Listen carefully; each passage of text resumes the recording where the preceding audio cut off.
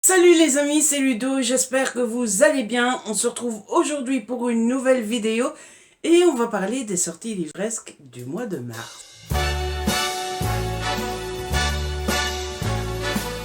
Et oui, en effet, l'année avance à grands pas puisqu'on approche déjà du mois de mars et comme tous les mois, je vous propose de jeter un coup d'œil aux sorties qui nous attendent. En général, j'essaye de le faire à la fin du mois.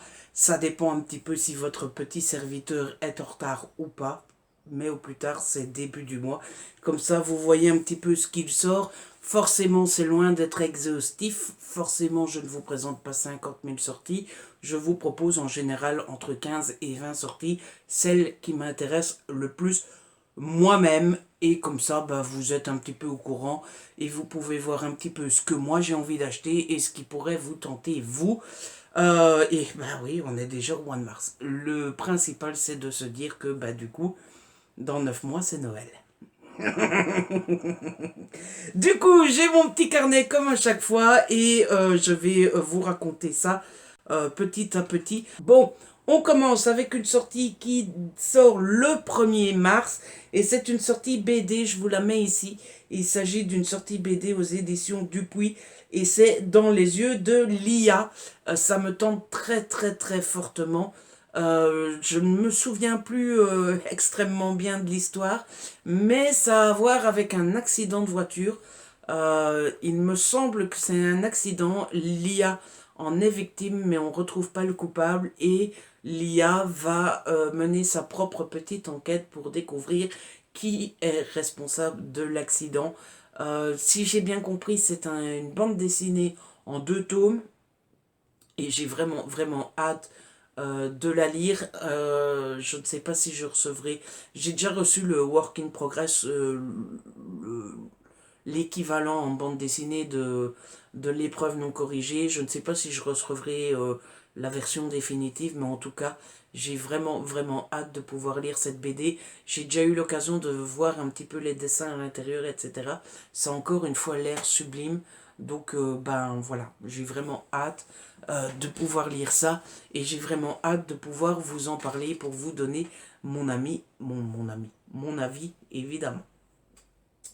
On passe tout de suite au 6 mars. Et le 6 mars, il y a quand même 3 livres qui sortent.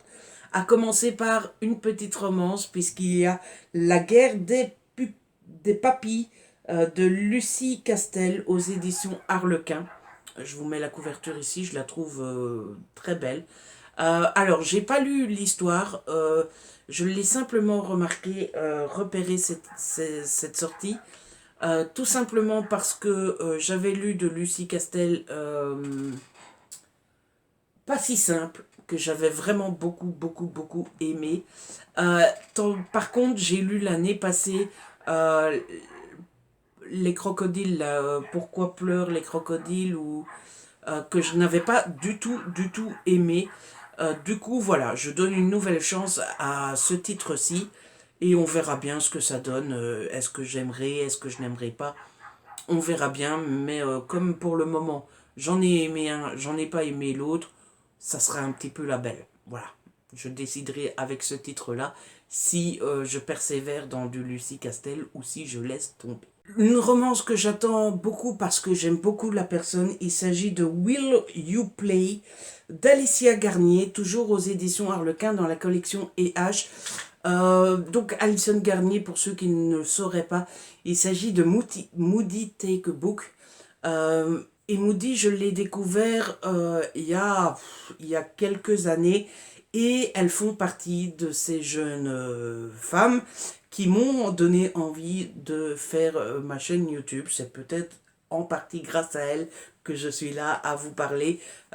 Moody, Margot, Lily Bookin, Jess Livre Addict, ce sont vraiment les filles qui m'ont donné envie de me lancer, puisque j'ai découvert leur chaîne un soir très tard et compagnie, et j'ai été fasciné, et c'est comme ça que ça m'a donné envie d'abord d'ouvrir le blog, et puis d'ouvrir ma chaîne YouTube, et du coup, comme Moody sort un livre qui en plus est de la romance que j'adore et compagnie, je me dis que ça pourrait être vraiment sympa de lire son livre.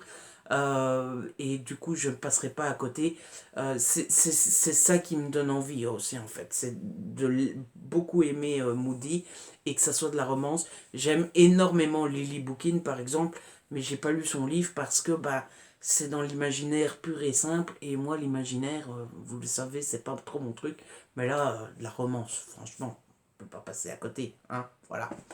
Et enfin, le 6 mars, on change complètement d'univers puisqu'il y a Le colis de Sébastien Fitzek qui sort aux éditions Archipel.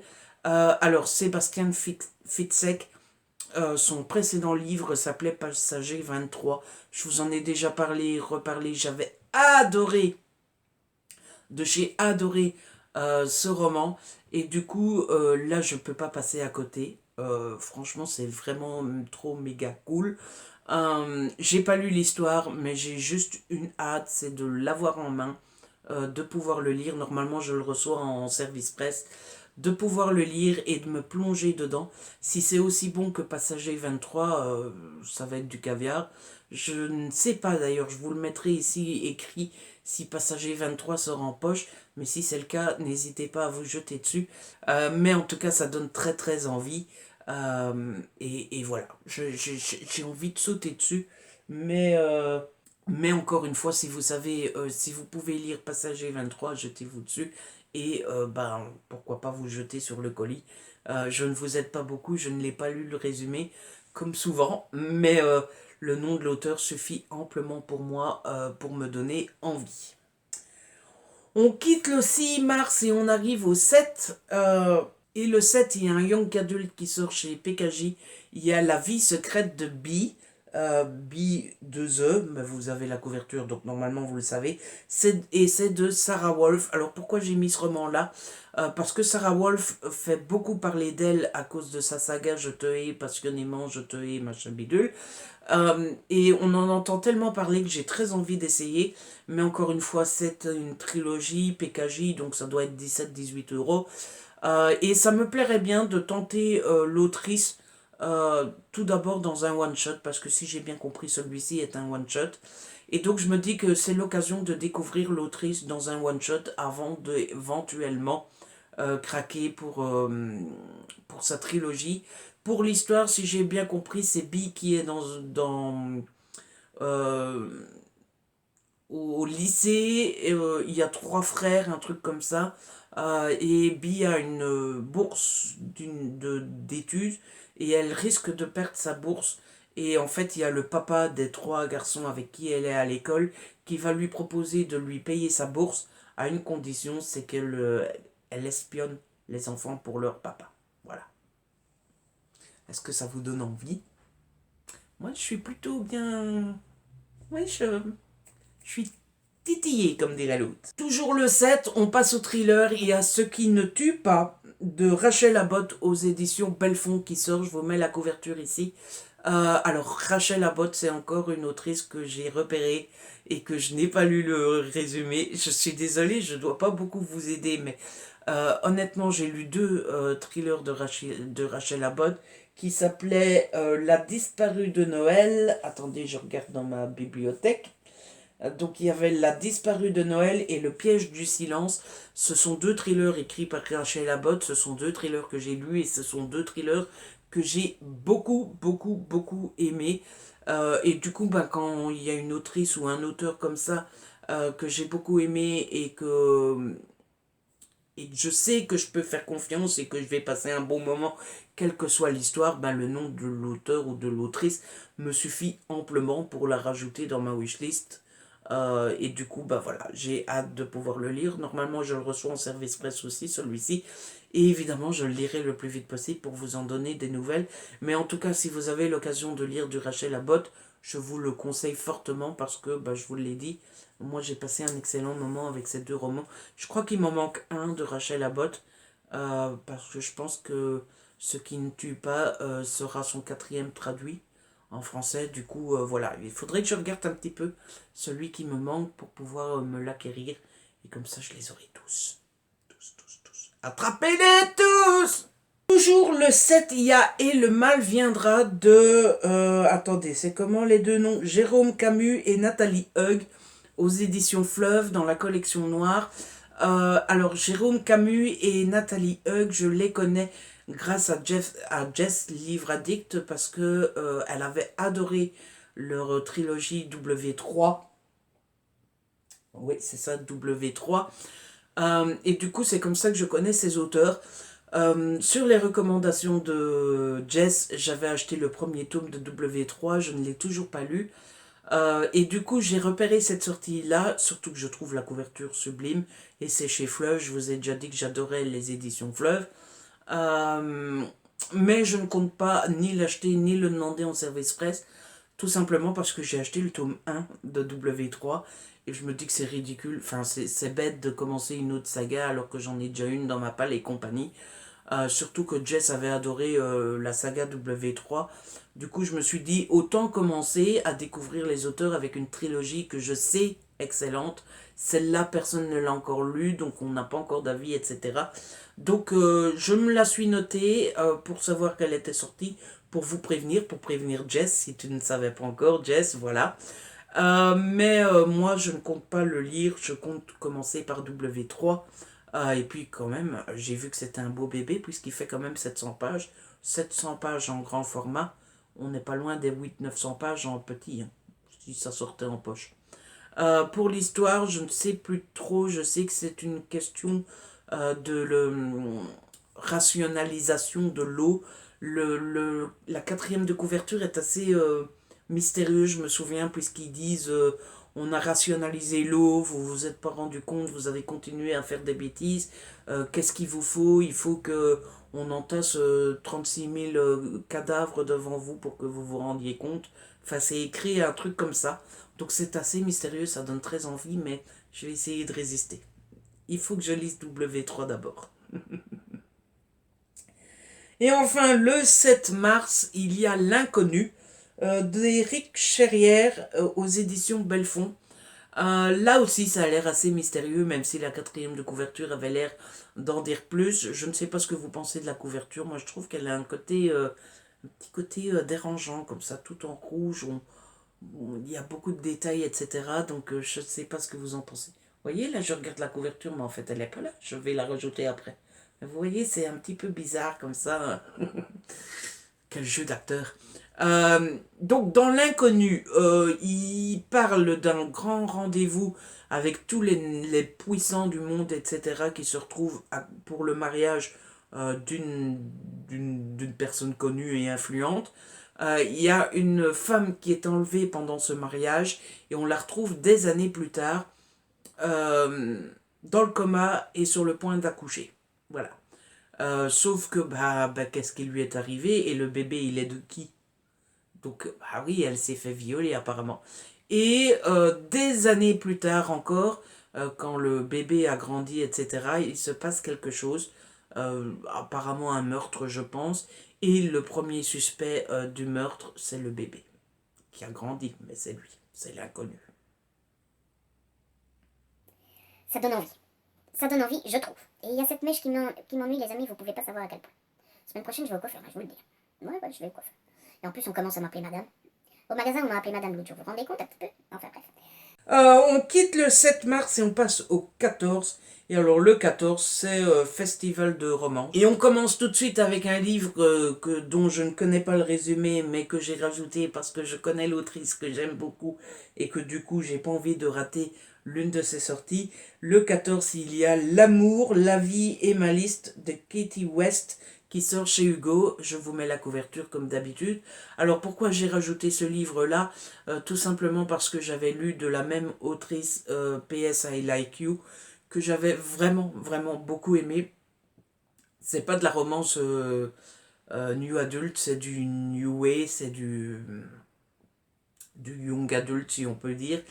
J'avais passé un très très bon moment avec PS I Like You, même si ça n'avait pas été un énorme coup de cœur, etc. Mais en tout cas, j'avais assez bien aimé pour avoir envie d'avoir tous les livres de l'autrice. C'est une autrice. Du coup, je l'ai rajouté. Voilà, il n'y a pas d'autre raison que ça. Ah non, mais vous savez, parfois Ludo est un petit peu superficiel, hein. Une bonne couverture ou alors une autrice qu'il aime ou un truc comme ça. Et c'est bon, hein, c'est dans la wishlist. La deuxième sortie, c'est encore chez Hugo, c'est écrit par Angel Arkin cette fois-ci, et il s'agit du premier tome de Is It Love? Is It Love? Voilà, je suis pas hyper méga fan de la couverture. Par contre, l'histoire me plaît assez. On va suivre une jeune femme, elle arrive à son travail apparemment pour la première fois et elle rencontre un type assez odieux, assez un peu salopard comme ça, qui la retarde, etc. Et elle est énervée parce qu'elle va arriver au travail en retard pour son premier jour en plus, etc. Enfin bref, elle le rencontre, c'est un vrai salopard et compagnie. Et puis elle arrive à son travail, elle dit bonjour un petit peu à tout le monde, elle découvre un petit peu ses collègues et compagnie, et elle va rencontrer son supérieur, et son supérieur c'est qui? C'est qui? C'est qui? C'est qui? Le salopard qu'elle a rencontré plus tôt dans la journée. Voilà. D'après ce que j'ai compris, ça va être une petite romance un petit peu en mode je t'aime, moi non plus, où ils vont un petit peu se bagarrer, un petit peu s'envoyer des pics et compagnie. En général, ce genre de romance, c'est soit très réussi, soit très raté. Donc on verra bien. En tout cas, j'avais lu dans le même genre, c'était quoi le titre? Bossman de Vic Elland, ou alors c'était Penelope Ward?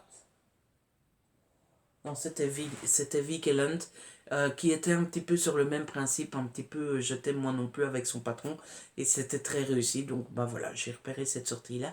J'espère que ça sera très réussi aussi.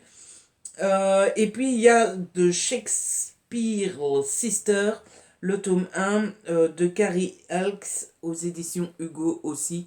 Euh, Cette sortie me plaît aussi au niveau de la couverture. J'aime bien les couvertures. Il y en a 4 différentes. Il y en a une jaune, une orange. Je pense qu'il y a une bleue et une rouge. Donc c'est les couvertures qui m'ont attiré en premier.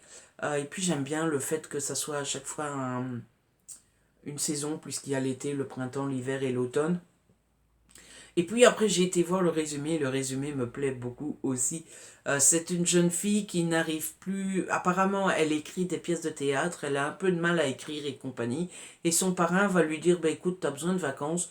Je te propose d'aller dans ma villa, je ne sais plus où. Elle accepte bien volontiers, surtout que c'est l'été, ça va être cool et tout. Elle arrive dans la villa. Et en fait, elle n'était pas au courant, mais en même temps qu'elle, il va y avoir un beau mec, mais qu'elle déteste. Et voilà. Et à mon avis, ils vont être obligés de cohabiter et compagnie. J'ai vraiment très envie de découvrir cette sortie. Vous le savez, moi j'aime bien la romance et j'aime bien ce genre d'histoire. Donc voilà, je crois que ça va faire partie d'un de mes achats du mois. Et je regarde si c'est enfin, parce qu'après je dois tourner la page. Non, c'est pas enfin, il y en a encore une après. Toujours le 14, il y a 20 dictats de Sir Cédric qui sort aux éditions Métropolis. Alors Sir Cédric, je l'ai mis pourquoi? Encore une fois, j'ai pas lu le résumé, je suis vraiment un booktubeur en carton. Euh, je l'ai rajouté parce que bah, c'est du Sir Cédric, c'est très connu, il est connu et reconnu comme auteur de thriller, et je pense que ça peut vous intéresser, vous, de savoir qu'il y a un nouveau Sir Cédric qui sort. En plus, il change de maison d'édition apparemment. Moi, je ne l'ai toujours pas découvert, donc je n'achèterai pas celui-là. Mais c'est vrai que Sir Cédric, ça fait un moment que j'ai envie de découvrir cet auteur. J'ai jamais sauté le pas parce qu'il paraît qu'il est très gore, il est très noir, il est très bouh. Mais du coup, pourquoi pas un jour. En tout cas, j'ai demandé sur Twitter des conseils pour savoir par lequel je devais commencer. On m'a conseillé euh, de Feu et d'Enfer, par le Feu et l'Enfer, un truc comme ça. Du coup, j'ai rajouté celui-là dans ma wishlist. Mais j'avais envie de vous proposer celui-là parce que je sais que vous êtes beaucoup à l'attendre et je sais que ça intéressera beaucoup d'entre vous. Et enfin, pour ce qui concerne le 14 mars, il y a Snap Killer, pardon, de Sylvie Alouche qui sort aux éditions Syros. Je vous mets la couverture, je trouve la couverture très belle. Je ne sais pas ce que vous en pensez. Donc c'est de la jeunesse young adulte et l'histoire c'est un élève qui est retrouvé dans la cour de l'école pendu un dimanche. Euh, je pense qu'il est pendu par les pieds, mais je ne suis plus sûr de ce détail-là. En tout cas, il est retrouvé mort dans la cour de récré et tout le monde va être suspect, aussi bien les élèves que le directeur, que les professeurs. Et forcément, on va enquêter, on va se demander qui est coupable, qui a tué ce jeune élève, surtout qu'apparemment, il y a quelques semaines, quelqu'un qui s'est suicidé parce qu'apparemment, tout d'un coup, comme ça, il s'est fait harceler sur les réseaux sociaux, et on va se demander si les deux choses sont liées ou pas, ou si c'est une coïncidence, etc. Je vous avoue que ça me donne très envie. Et qu'on me l'a proposé en service presse et que j'ai dit non. Voilà, parce que j'essaye de diminuer mes demandes. Mais du coup, je pense qu'il va se retrouver dans ma wishlist. Parce que c'est vrai qu'il donne très envie celui-là. Je sais pas ce que vous en pensez, mais... Le 27 mars, cette fois-ci, il y a une sortie que j'ai repérée. Il s'agit de Les Imposteurs de John Grisham aux éditions JC Lattès. Celui-là, je l'ai rajouté parce que c'est John Grisham, qui est pour moi le roi du thriller, j'allais dire psychologique, pas du tout, judiciaire. Il est très bon dans ce domaine-là, je trouve. Et j'ai rarement été déçu par l'auteur. J'ai été déçu une fois, la dernière fois, avec le cas Fitzgerald, que j'ai pas du tout aimé. Mais à part ce dernier-là, j'ai adoré tous ces romans. Je dois en avoir une dizaine dans ma palle. Je dois en avoir une dizaine dans ma palle, mais c'est toujours un petit, euh, un petit événement pour moi, la sortie d'un nouveau John Grisham. Et pour une fois, j'ai regardé le synopsis, même si je l'ai rajouté rien que pour le nom. En fait, on va suivre un groupe d'étudiants qui se rendent compte, en droit, des étudiants en droit, donc qui se rendent compte lors de leurs dernières années, leur dernière année de fac, d'université, que l'école dans laquelle ils sont est complètement bidon, qu'ils se sont fait avoir, que la réputation qu'on leur a fait voir n'est pas vrai du tout, que, enfin bref, c'est vraiment une université bidon. Et donc, ils ont payé l'université pendant des années et c'est pas donné pour rien parce qu'ils savent très bien que quand ils auront leur diplôme, bah, personne ne voudra les engager parce que bah, leur diplôme sera bidon. Et puis, ben, ils vont un petit peu mener l'enquête pour voir qui est derrière tout ça. Et apparemment, ça serait un type qui est un petit peu dans l'ombre, qui tire les ficelles. Et l'université dans laquelle ils sont ne serait peut-être pas la seule université dans ce cas-là. Je ne sais pas vous, mais moi, ça me donne très envie. Là, pour le coup, si on me le proposait en SP, je dirais oui. Et si on me le propose pas en SP, ça serait pas hyper étonnant que je craque et je l'achète, ce qui serait quand même un petit peu con parce que j'en ai plein dans ma palle déjà. Alors, est-ce que je vais l'acheter pour le laisser là dans ma palle? C'est un petit peu bête, mais c'est John Grisham, j'aime beaucoup. Et comme je vous disais, si vous aimez le thriller judiciaire, je vous conseille fortement cet auteur, moi j'adore. Mais évitez le cas Fitzgerald. Et enfin, on passe au 28 mars. Et le 28 mars, il y a deux romances qui sortent. Tout d'abord, The Kiss Cushion de Hélène Orank. Oui, chez Hugo. Voilà, la couverture. Je ne connais absolument pas le résumé, mais cette fois-ci, pas parce que j'ai pas voulu, parce qu'il n'est pas encore disponible sur Amazon. Du coup, je ne connais pas le résumé. Je l'ai rajouté parce que c'est du Hugo et surtout parce que j'aime bien la couverture. Voilà, alors elle n'a rien de... Elle n'a... Allez, putain. Elle n'a rien d'exceptionnel et pourtant j'aime beaucoup. Voilà, je ne sais pas pourquoi. Allez savoir, parfois on a du feeling avec une couverture sans vraiment savoir pourquoi. C'est le cas avec cette couverture-là, du coup je l'ai noté. Et toujours le 28, il y a 49 jours, je compterai pour toi de C.S. Quill aux éditions Hugo, toujours, qui sort. La couverture est juste sublime, je trouve. Et là, pour le coup, on va suivre une jeune fille qui s'est rendu compte que en général quand elle a un crush avec un mec, elle est amoureuse de ce mec-là, mais que ça ne dure jamais plus de 49 jours. Voilà. Après 49 jours, elle s'est rendue compte que elle en a marre et que voilà. Là, elle va rencontrer un mec qui s'appelle Sawyer, si je ne dis pas de bêtises.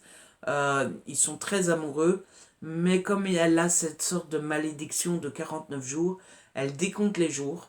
Au début, ça va parce que ça fait 16 jours, 17 jours, 18 jours, ça va. mais quand elle commence à approcher de 46, 47, 48, elle commence à se dire merde et tout. Apparemment, quand elle se rapproche des 49 jours, ça va. Elle n'a pas trop envie de le quitter et compagnie. Mais du coup, elle décompte les jours et elle se demande est-ce que Sawyer est le bon? Est-ce que ça va durer plus longtemps que 49 jours avec lui? Telle est la question. Et tel est l'intérêt du livre, je suppose. Et donc voilà, c'est tout pour ces sorties du mois de mars, c'est tout pour cette petite sélection. Je ne sais pas ce que vous en pensez, mais encore une fois, il y a de quoi craquer. Surtout les Hugo, vous me connaissez, moi j'ai très envie des Hugo. Mais j'ai très envie du John Grisham aussi, j'ai très envie du Sarah Wolf. En fait, j'ai très envie de tout ce que je viens de vous présenter. C'est un petit peu l'objet de la vidéo. Mais oui, on est d'accord. En tout cas, j'espère que cette vidéo vous a plu. J'espère que vous aurez trouvé un petit peu votre bonheur. Si en tout cas vous avez aimé, n'hésitez pas à liker, à partager, n'hésitez pas à me laisser un petit commentaire. Vous savez que j'adore vous lire. Si ce n'est pas encore fait, abonnez-vous, c'est gratuit et ça fait plaisir. On se retrouve très vite pour une nouvelle vidéo. D'ici là, prenez soin de vous et de ceux que vous aimez. Ciao.